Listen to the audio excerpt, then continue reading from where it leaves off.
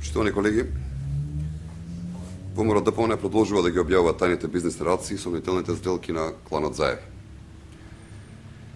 Најголемата корис од овие бизнис сделки имаат токму фирмите на неговиот клан.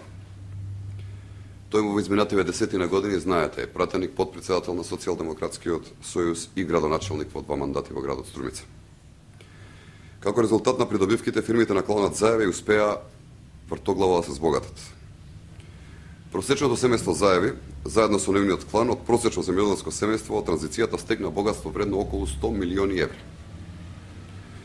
Веројатно, се тоа не е стекнато со честна работа и како резултат на добро разработената шема на градежни дозволи и непоследни спогодби, кланот Заеви продолжува да се богати и ден денеска.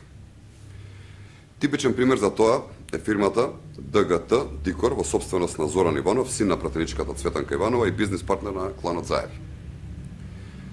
Оваа фирма се појавува секогаш се појавува како подизведувач за сите асфалтирања последниве години во Струмица.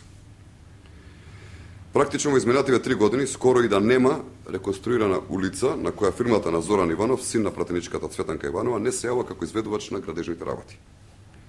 Исто така Зоран Иванов, заедно со првиот братучет на Зоран Заев, Трајче Заев, е еден од сопствениците на фирмата Омни Градба. Оваа фирма, за потсетување, доби дозвола да гради деловен и стамбен објект во центарот на градот Струмица, од кој ќе инкасира уште неколку милиони на контото на кланот. Впрочем, со така заработените пари, кланот Заеви ги употребува за купување на нови фирми.